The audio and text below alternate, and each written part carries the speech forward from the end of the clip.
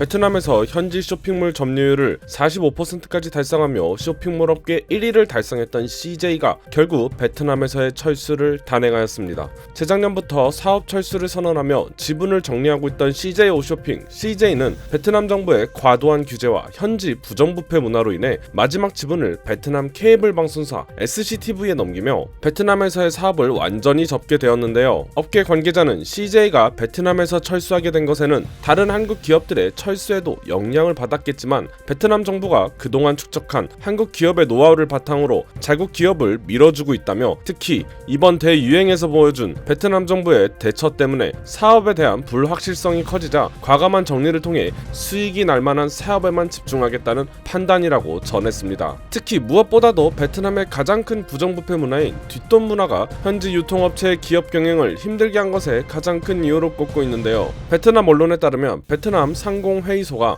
작년 4월에서 6월 3,000개 기업을 바탕으로 블라인드 설문 조사를 실시한 결과 응답업체의 28%가 세관 공무원에게 비공식 수수료를 줬다고 답변하였습니다. 이들 기업은 뒷돈을 주지 않으면 통관 업무 처리일 때 차별을 받거나 불필요한 서류를 요구하며 일부러 늦게 처리하는 등 돈이 많은 한국 기업들에게 갑질을 일삼아왔다고 하는데요. 거기다 조사 대상 기업의 35%는 뇌물 제공 여부에 대한 답변을 거부해 실제로 뒷돈을 준 기업은 더 많은 것으로 추정이 됩니다. 더욱 어이가 없는 사실은 베트남에서 기업들이 각종 인허가를 비롯한 원활한 행정 처리를 위해서는 뒷돈을 건네는 것이 일상화되어 있다고 현지 업계 종사자가 밝히면서 최근에는 한 지방 공무원이 대만 기업인에게 외국인 투자 인가를 대가로 1만 5천 달러를 요구한 사실이 발각되면서 직무가 정지되기도 했습니다. 지방 공무원이 외국 기업에게 대놓고 뒷돈을 요구할 정도면 고위직 공무원들의 부정부패 문화가 얼마나 심각할지 벌써부터 예상이 가는데요. 가장 큰 문제는 이러한 뇌물과 뒷돈 문화는 외국 기업, 특히 한국 기업들에게 크게 만연하고 있다는 것입니다. 베트남 상공회의소가 내놓은 조사 보고서에 따르면 신용거래가 필수인 은행에서도 뇌물이 건네지는 것이 발견됐다고 하는데요. 보고서의 응답 기업 40%가 사업 자금으로 대출을 받기 위해선 은행 관계자에게 뇌물을 주어야 했다고 답변을 하였고 한국 기업들 중에서는 10개 기업 중 약 6개의 기업은 베트남의 관료적 현식주의에 사업을 진행하기 어려움을 겪고 있다며 2016년 행정 절차를 개편한 이후에도 상황은 변한 것이 없다고 전했습니다. 결국 이번 CJ의 철수가 사실화되며 작년 롯데홈쇼핑을 포함한 현대홈쇼핑, 이마트 등 유통기반 한국 기업들이 대거 베트남을 철수하게 되는 모양새가 되면서 베트남 시민들의 불만이 점차 가속화되고 있습니다. 이에 따라 베트남 정부는 자신들의 상황과 문화를 이해해줄 수 있는 중국 기업의 투자 확대를 모색하고 있는 것으로 알려지면서 베트남 내 시민들은 중국 기업들의 생산 시설은 환경 오염을 유발한다며 한국 기업의 투자를 늘리라며 촉구하고 있는 상황인데요. 하지만 한국 기업에서 근무하는 베트남 시민들의 파업까지 더해져 상황은 더욱더 악화될 것으로 보입니다. 최근 기사에 따르면 베트남에 진출한 한국 기업을 대상으로 베트남 근로자들의 파업이 굉장히 심화되고 있다고 하는데요. 이들은